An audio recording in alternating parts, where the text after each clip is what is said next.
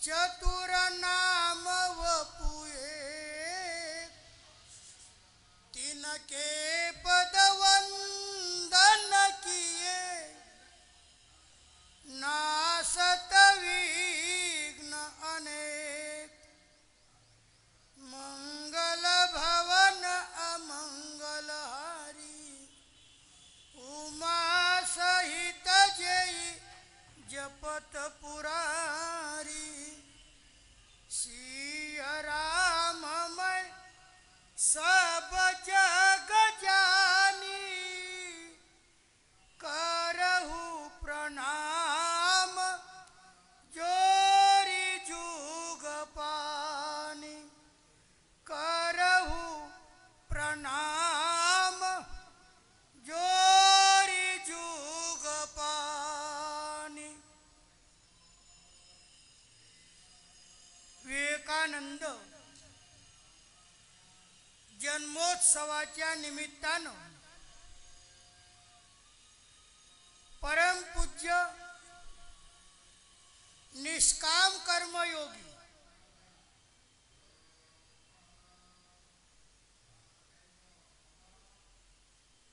ज्यांच्या रोमारोमामध्ये किंवा ज्याच्या अंतःकरणामध्ये सतत लोकांचं हित कसं व्हावं असे आमचे प्रातस्मरणीय परमपूजनीय स्वामी श्री सुखदासजी महाराज यांनी आरंभ केलेल्या या विवेकानंद जन्मोत्सवाच्या या त्रिदिवसीय महोत्सवाच्या निमित्तानं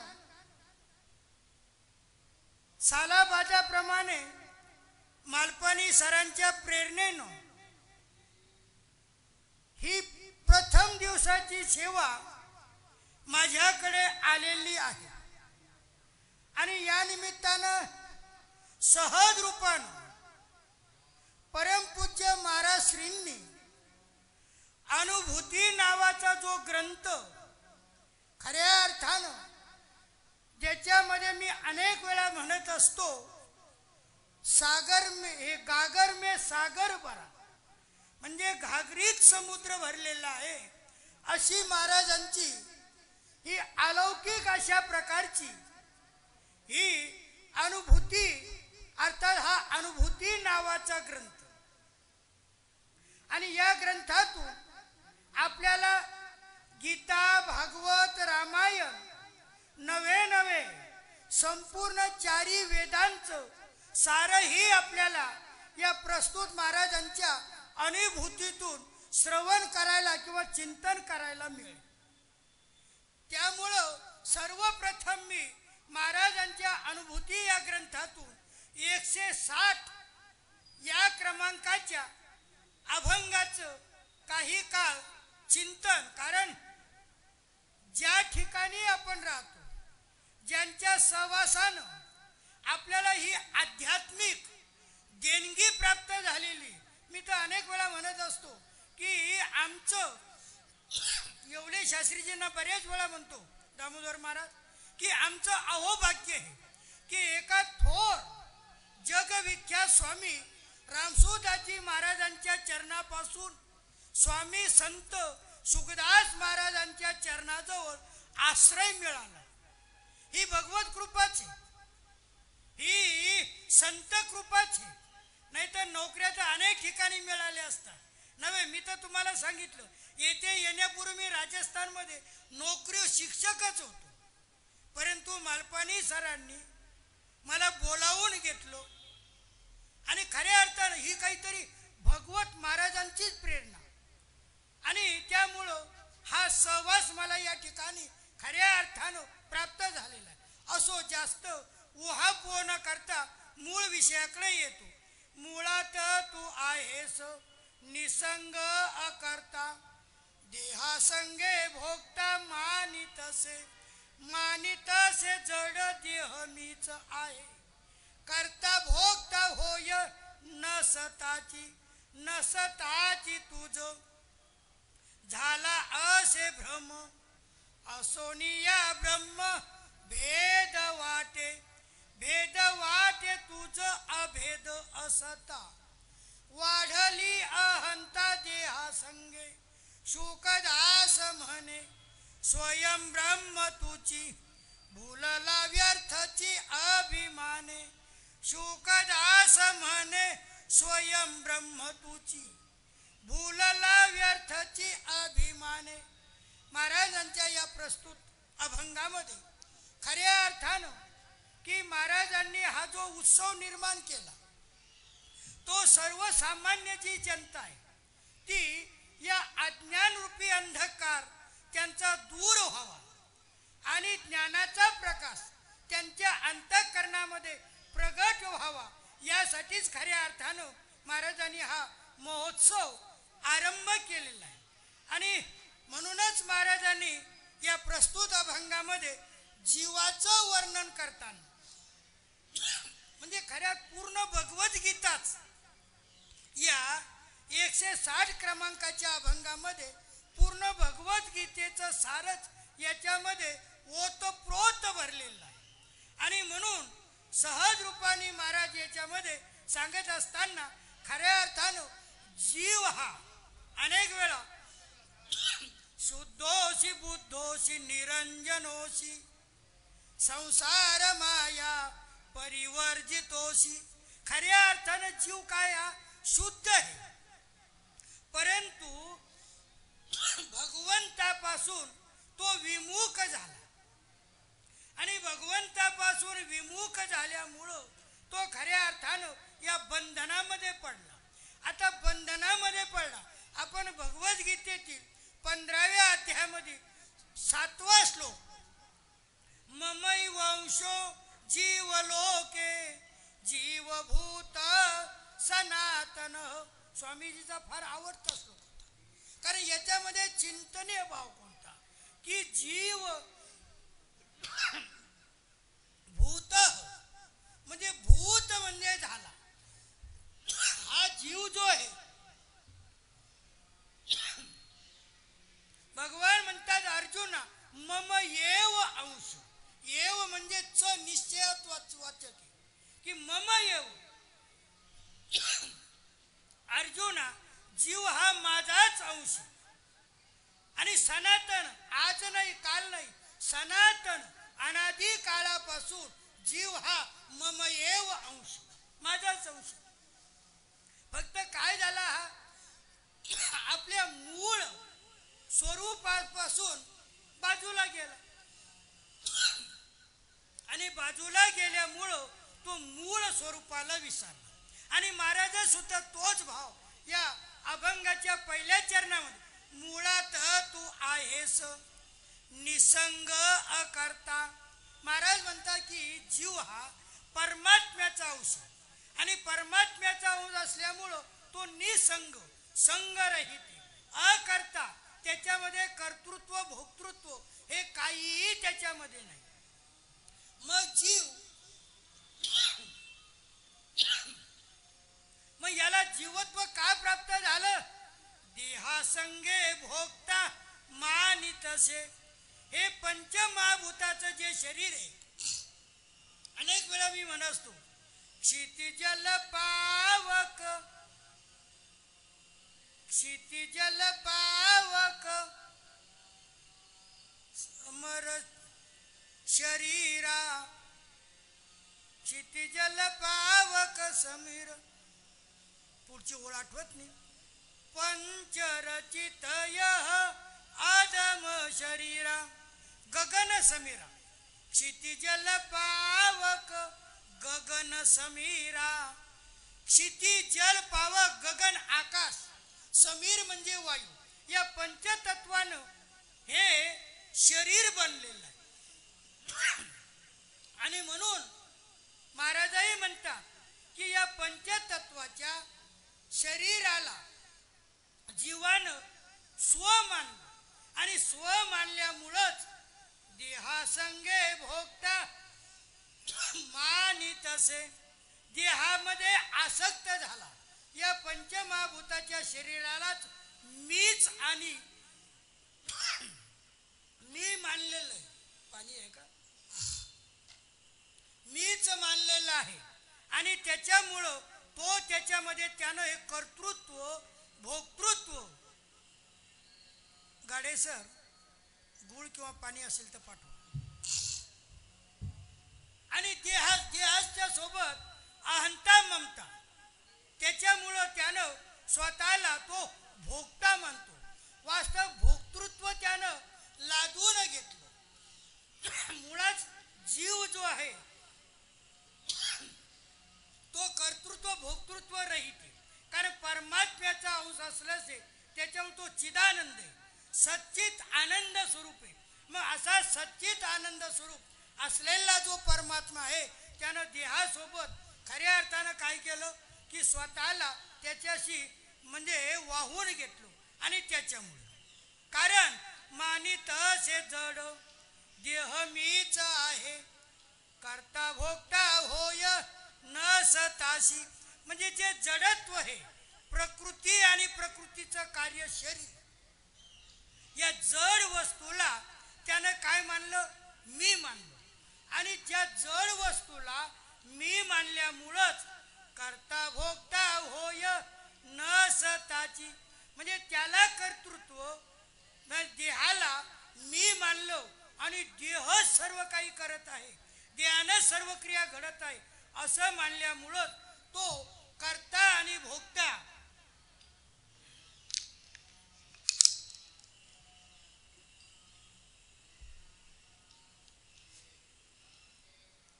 आणि म्हणून नसताची तुझ झाला असे भ्रम, असोनिया ब्रह्म भेद वाटे.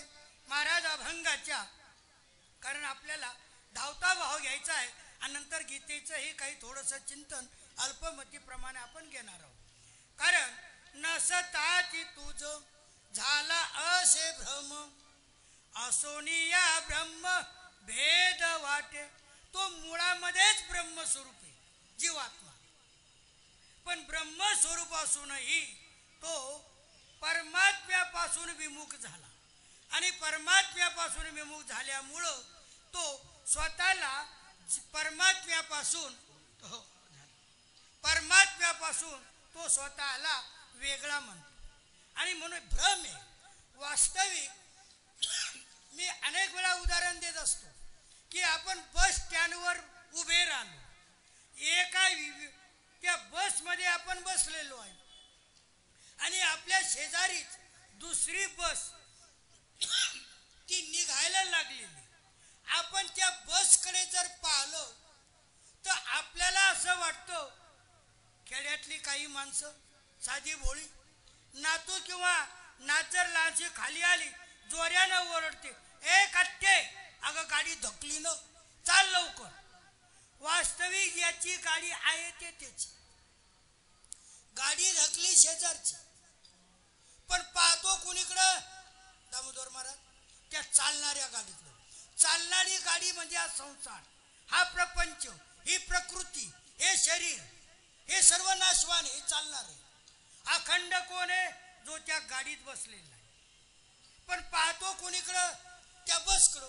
मग त्या बसकडं पाहिल्यामुळं त्याला असं वाटतं आपली गाडी दकली, आणि स्वतःला त्या गाडीमध्ये बसणारा म्हणून त्याच्यासोबत तो अहंता ममता किंवा सुख दुःख याचा भोगता बनतो.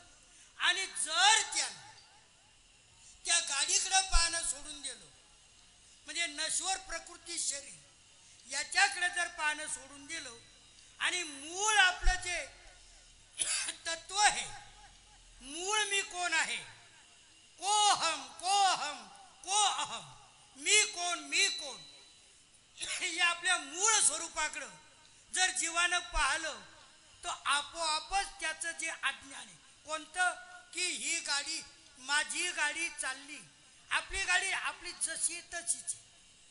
पण भ्रम कशामुळं झाला? त्या चालणाऱ्या गाडीकडे पाहिल्यामुळे.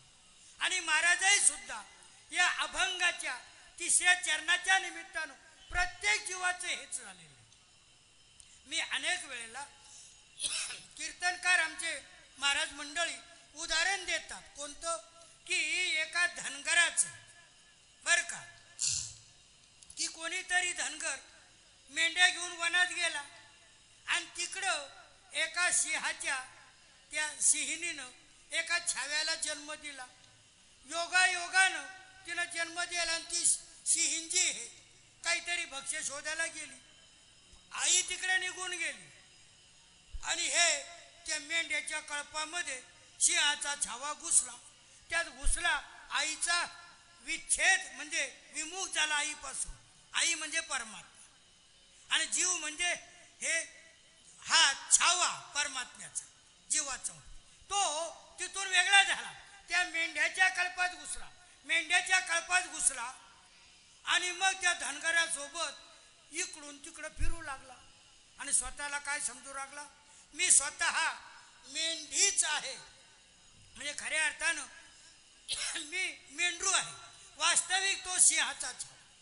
मी अनेक वेळा की सहज रूपानं एक दिन बन में बसके मृगराज किनारी नाहर जायो. एका दिवशी त्या मृगराज सिंहाच्या पत्नीनं एका सिंहाच्या छाव्याला जन्म दिला आणि काय झालं, काहू कटरिया के संग लगो आणि भेड़न के बीच समायो. तो सिंहाचा छावा आपल्या आईपासून वेगळा झाला आणि कशात घुसला, मेंढ्याच्या कळपात. भूल गयो कुल कर्म सब बडो भयो तब दूब चरायो. आणि तो त्या मेंढ्याच्या कळपामध्ये वावरत असताना की मी सिंहाचा छावा आहे हे विसरला आणि मी मेंढी आहे, मेंढराचंच मूल आहे म्हणजे असं समजू लागला. भूल गयो कुल कर्म सब. आपलं कुल काय, आपलं कर्म काय. कारण मी अनेक वेळा की बुभुक्षिता नैव तृणम चरंती वनेपि सिंहा मृगमांस भक्ष्या. वनामध्ये सिंह हरणाचं पशुचं मांस खाणार आहे. किती भूक लागली तरी तो गवत खात नाही. मनवी सिंह कितना ही भूखा क्यों ना हो कभी वो घास नहीं खाता. हिंदी मध्ये म्हणे ती याच्यातून निघालेली. कशातून की वनेपि सिंहा मृगमांस भक्ष्या बुभुक्षिता नैव तृणम चरंती. किती भुकेला झाला तो गवत खात नाही. पण हा भूल गयो कुल कर्म सब बडो भयो तब दूब चरायो. दूब म्हणजे गवत खाऊ लागला. त्याचं कारण ऐसे ही आत्मज्ञान विना भूल से ब्रह्म से जीव कहायो.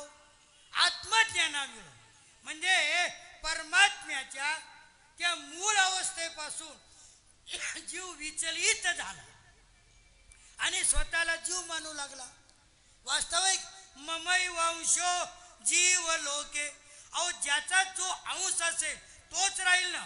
प्रकृती नश्वर आहे आणि परमात्मा चिदानंद रूप शिवोहम सच्चित आनंद स्वरूप आहे. मग ज्याचा जो अंश असेल तो अंशी सुद्धा तसाच असेल का नाही. मग परमात्मा चिदानंद आहे, मग जीव सुद्धा काय आनंद रूप आहे. परंतु भूल गयो कुल कर्म सब आणि काय भेड़ नके बडो भयो तब दूब चरायो. ऐसे ही आत्म ज्ञान विना भूल से ब्रह्म से जीव कहायो. आणि अशा प्रकारे सहज रूपानं की संत म्हणतात जीवाची सुद्धा मूळ अवस्थेपासून भटकल्यामुळे हीच अवस्था आणि तोच भाव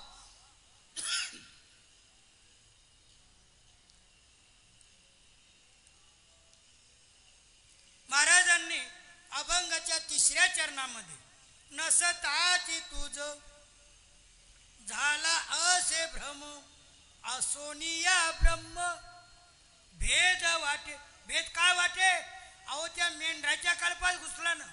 नश्वर संसारामध्ये स्वतःला जीव मानू लागला आणि भेद वाटे तुझ अभेद असता वाढली अहंता देहा संगे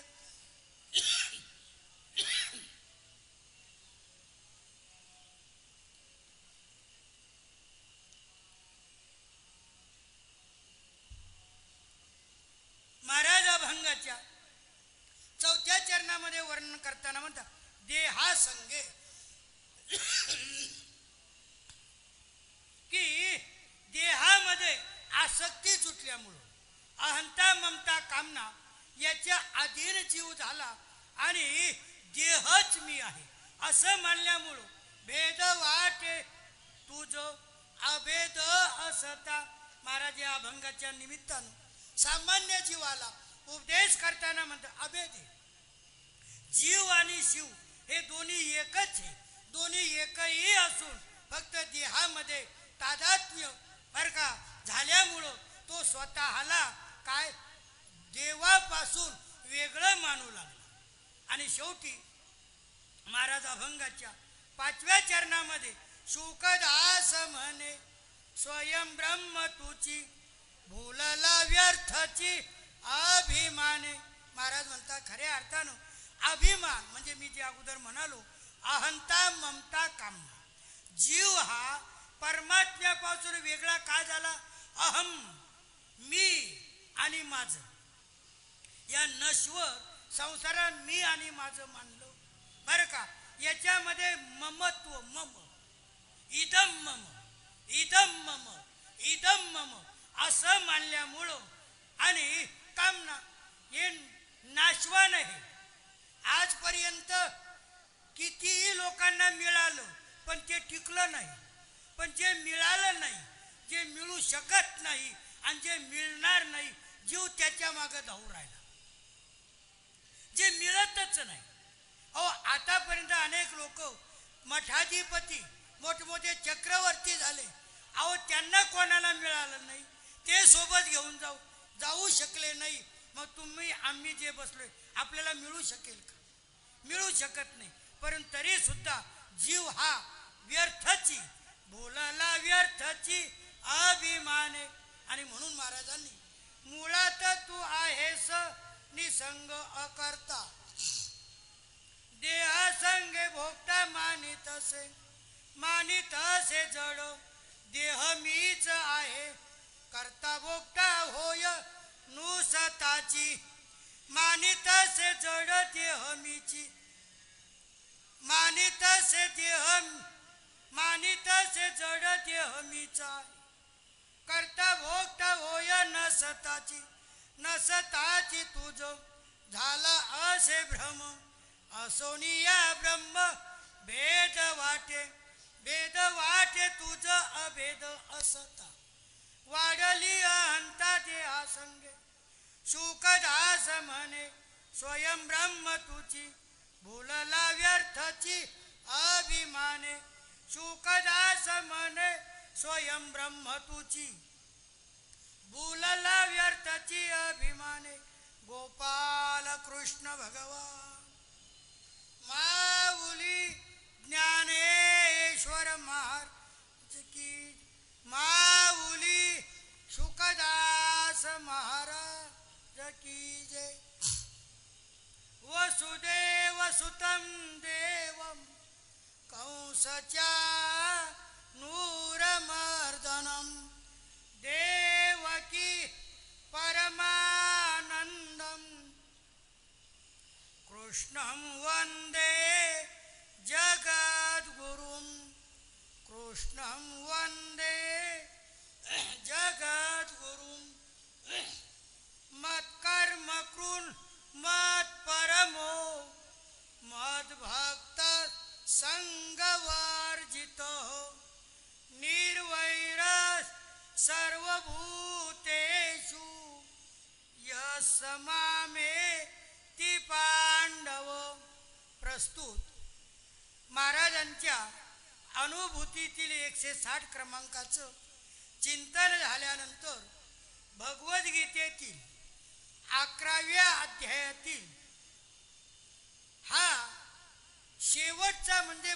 51 या क्रमांकाचा अभंग हे श्लोक प्रस्तुत चिंतनीय सेवेसाठी घेतलेला आहे. आणि या प्रस्तुत या श्लोकाच्या माध्यमाने खऱ्या अर्थानं खरं सांगू का शास्त्रीजी नमस्कार, की कधी कधी गीतेचं चिंतन करणारे मालपाणी सर सारखे, दामोदर महाराज सारखे आणि माझे ज्येष्ठ गुरुबंधू हरिभक्तपरायण वेदशास्त्र संपन्न निवृत्तीनाथ महाराज अशी मंडळी समोर आली का नाही मालपाणी सर सहज रूपानं, की गीतेचं चिंतन जे आहे आपोआपच ते म्हणजे जसे काही स्वामीजी अंतःकरणामध्ये भाव प्रगट करतात आणि ते भाव माऊली सहज रूपानं असो.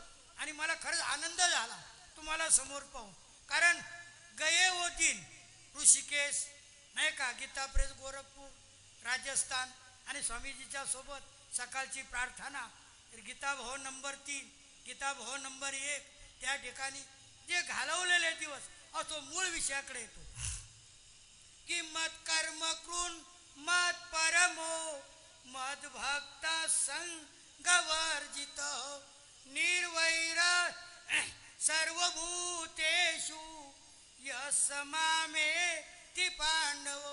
हा श्लोक खऱ्या अर्थानं भगवंतांनी हे व्यासांनी म्हणजे सहज रूपानं याच्यामध्ये गीतेचं सार म्हटलं तरी चालतं.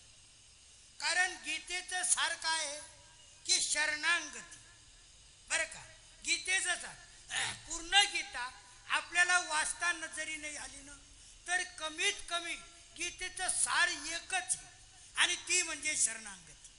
आणि शरणागतीच या खऱ्या अर्थानं की या श्लोकामध्ये प्रतिपाद्य विषय की सहज रूपानं मी अनेक वेळा दामोदर महाराज 9व्या अध्यायाचा 34वा श्लोक मन मना भवमद भक्तो मध्याजी माम नमस्कुरु मामे वैश्यसी सत युक्तैव महात्मानं मत परायण. माऊली भगवंतांनी 9व्या अध्यायाच्या 37 सांगितलं अर्जुना मना मत भक्त मत याची मत म्हणजे मन माझ्यामध्ये लाव, भक्तही माझाच हो आणि मत याची. अर्जुना यजन पूजन करायचं ना तर मत याची माझंच यजन पूजन. मग याचं फळ का नमस्कार करायचा, बाकीच्या देवी देवतांना करू नको. कारण शेंदरी हेंदरी दैवते कोणती पूजे भूते घेते. कारण आपुल्या पोटाची रडते मागती सीते अवदान. अहो ते स्वतःच्या पोटासाठी रडतात, भीक मागतात, त्यांना नमस्कार नको करू.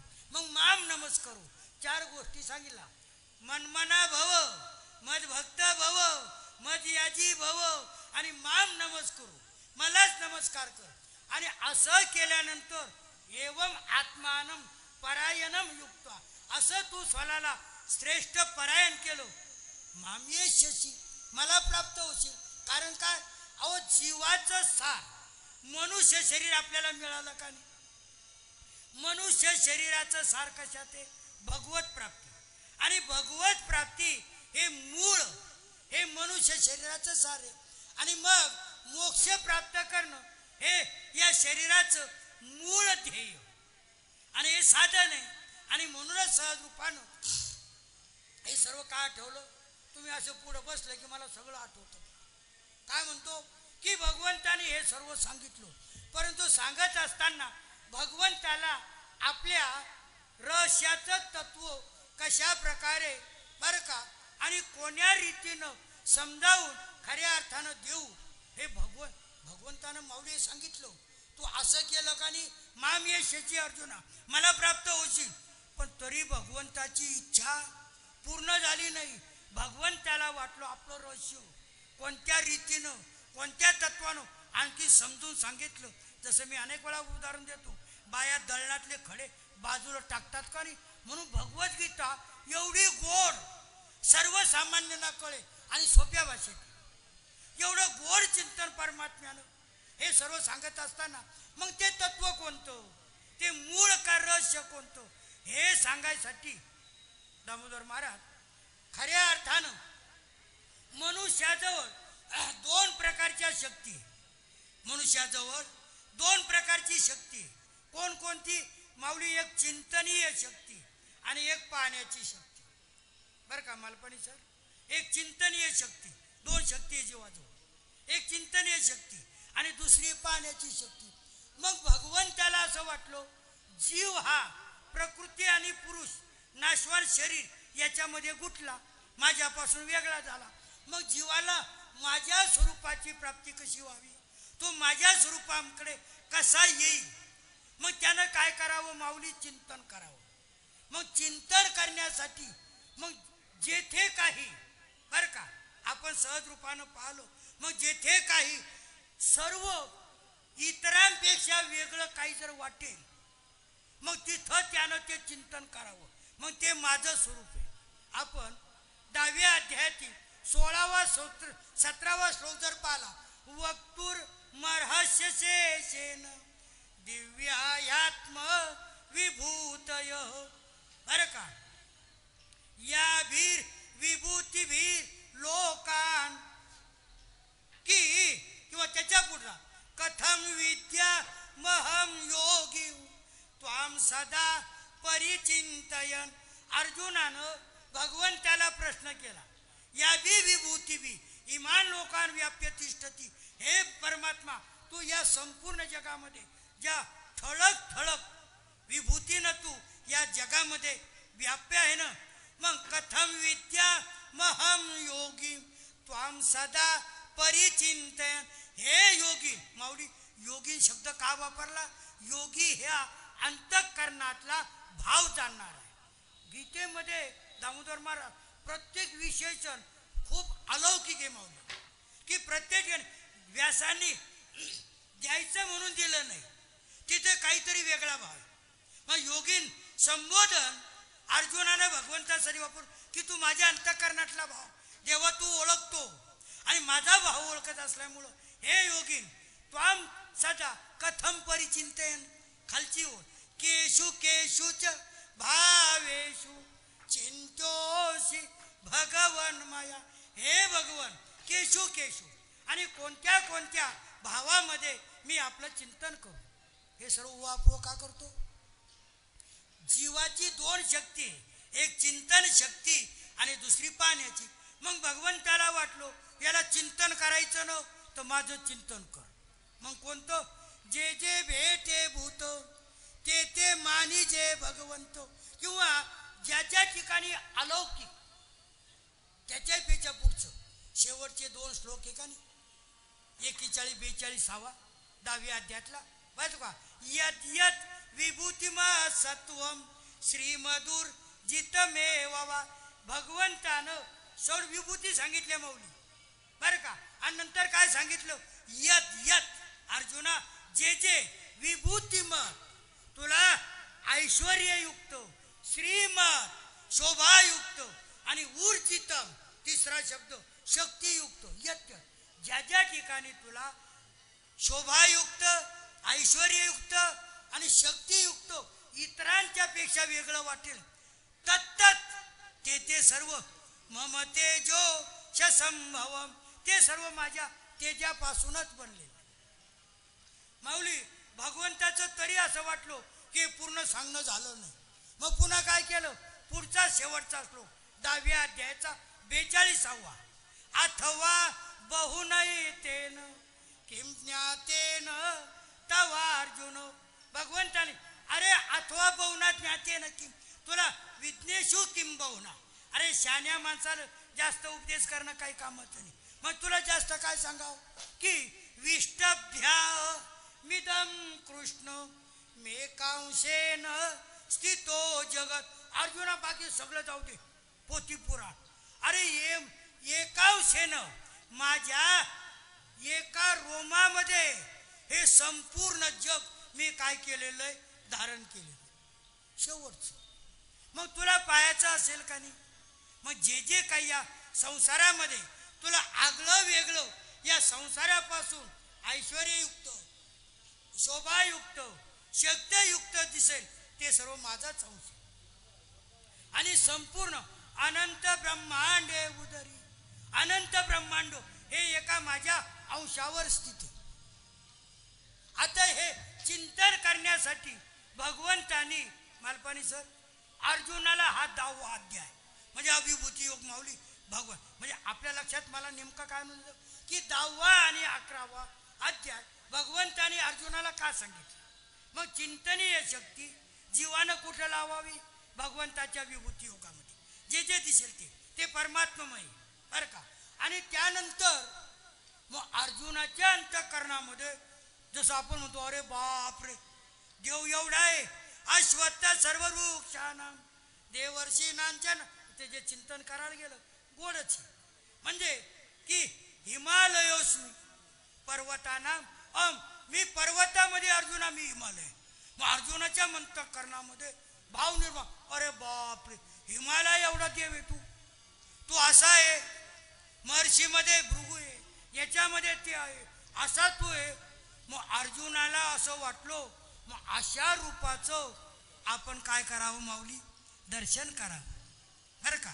मी 2 शब्दावर बोलू राहिलो चिंतन आणि पाण्याची शक्ती बरं का. मग सहज 10वा अध्याय भगवंतानं चिंतन सांगितलं अर्जुना चिंतन केलं तो विभूती योग ऐकला त्याचं चिंतन केलं पण अंतःकरणामध्ये सहज रूपानं मग भगवंताने सांगितलं मग एक काम कर हे जे जे दिसतं का नाही हे सर्व मीच आहे आणि माझं स्वरूप आहे.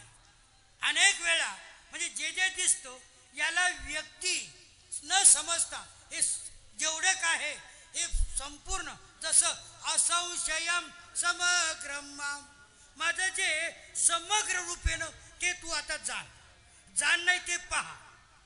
आणि मग ते पाहण्यासाठी भगवंतानी अर्जुनाने प्रश्न केला वक्तुर मरहस्यसे नाही सहज रूपानं बोलत असताना त्याच्यामध्ये की मी तुमच्या ती विभूती सहज रूपानं द्रष्टुमिच्छा मी ते रूप महेश्वरम पुरुषोत्तम की ते ऐश्वरम रूपम अहम द्रष्टुम इच्छामी. भगवान आता तुमचा विभूती योग तुम्ही सांगितला त्याचं चिंतन मी केलं पण मग तुमचं हे ऐश्वर्यशाली असं जे रूप आहे ना हे आता मला पाहण्याचीच आहे. तुम्ही असे आहात तसे आहात मग हे ऐश्वर्यशाली रूप मला पाहण्याची खऱ्या अर्थाने इच्छा आहे आणि म्हणून मी पाहू इच्छितो. आणि म्हणून भगवंतानी सहज रूपानं अर्जुनाला हा विभूती योग दाखवला आणि विभूती योग दाखवला अर्जुनानं कारण मी थोडं धावतं घेणार आहे कारण वेळ कमी आहे बरं का. कारण आपण अनुभूतीचं घेतल्यामुळं अर्धा तास कारण काय होतं माऊली ज्याच्यात मन गुंतलं का नाही त्याच्यातच मन गुंततं ते असो मूळ विषयाकडे येतो सहज रूपानं. मग भगवंतानी आपलं ऐश्वर्यशाली विश्वरूप अर्जुनाला दाखवलं अर्जुनाला विश्वरूप दाखवलं आणि त्याच्यामध्ये आपण जर विचार केलं द्यावा पृथिव्यो हृदमं तरम हि व्याप्तम त्वयैकेन दिशश्च सर्व अर्जुनानं नकश कांतो. आता अर्जुनानं ते रूप पाहिलं पण कशामुळं दिव्यम ददामि ते चक्षु पश्यमे योगमैश्वरम. अर्जुनानं भगवंताने अर्जुनाला सांगितलं या नासक्या सडक्या या देव डोळ्यानं हे ऐश्वर्यशाली योग हे विश्वरूप पाहू शकत नाही म्हणून दिव्यम ददामि ते चक्षु पश्यमे योगमैश्वरम यो ऐश्वरम योगम मे पश्य. अर्जुना तू माझ्या ऐश्वर्यशाली अशा योगाला तू पहा. मग त्याच्यासाठी काय करतो मी दिव्यम ददामि ते चक्षु तुला दिव्य चक्षु दिले. अर्जुनानं दिव्य चक्षु घेतले भगवंताचं विश्वरूप पाहलं पुढे आता धावतं घेतो दिव्य रूप माऊली पाहलो पण पाहिल्यानंतर तो घाबरला न आणि घाबरल्यानंतर दिशो न जाने न लभेच शर्म म्हणतो देवा हे रूप पाहून कारण द्यावा पृथिव्यो रिदमम तरमी. अहो स्वर्ग आणि पृथ्वी तुमच्या एकानंच एवढं हे व्यापून टाकलेलं आहे. आणि फार गोड चिंतन आहे दामोदर महाराज. दौष्टा कराला आणि भयानकानी.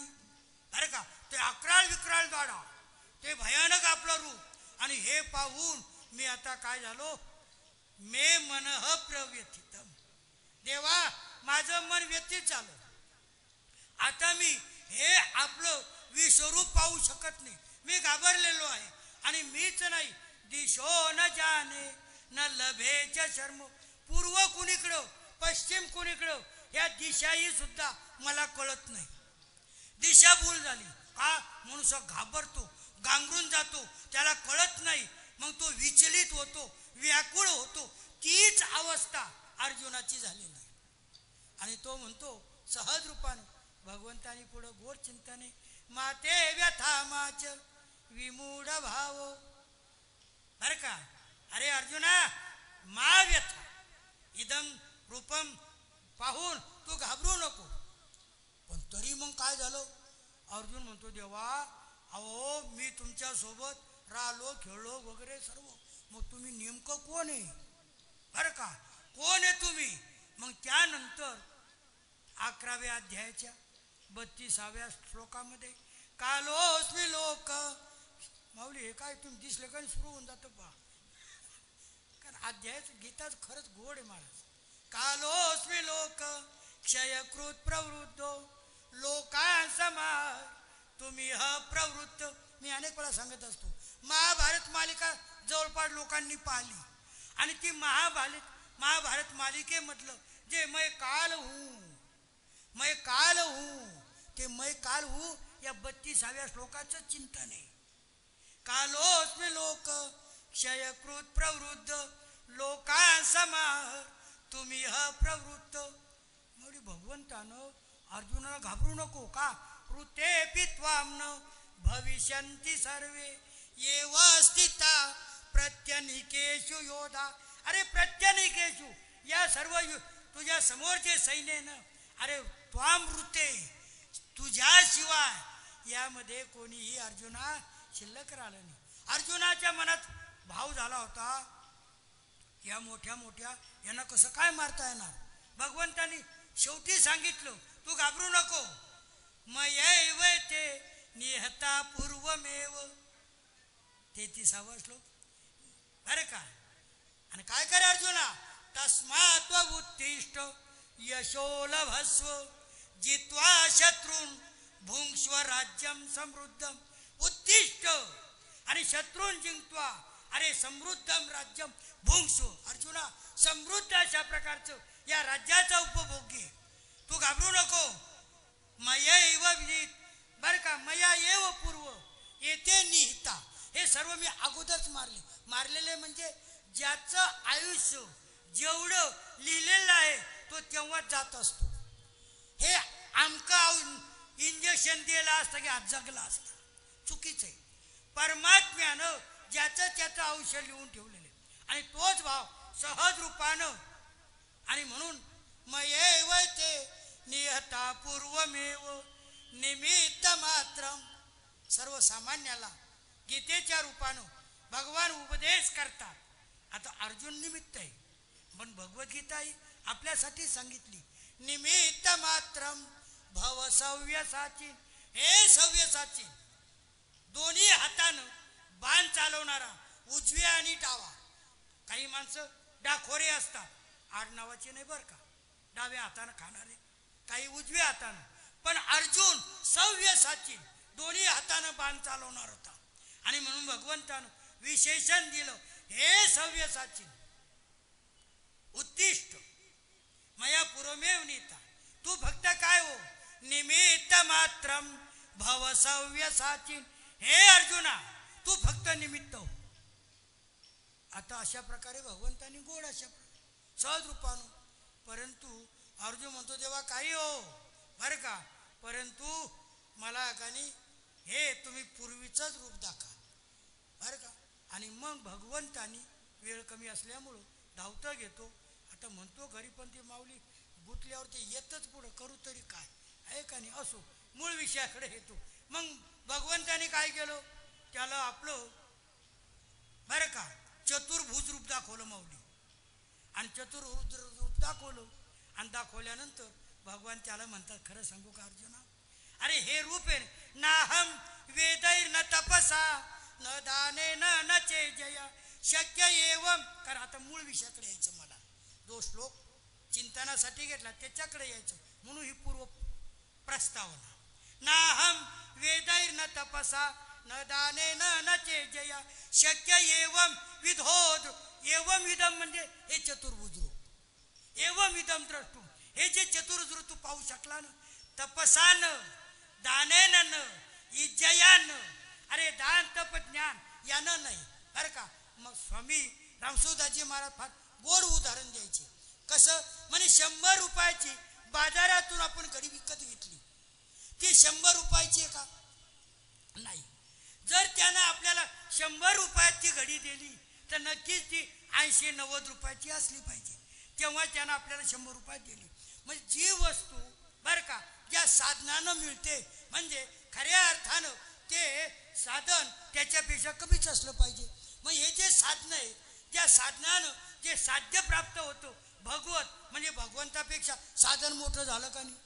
आणि भगवान म्हणतात म्हणून अर्जुना की वेदैहीन तपसान दानेन इज्जयन एवं द्रष्टुम. अशा प्रकारचं. मग कसं, मग कशाला शक्य आहे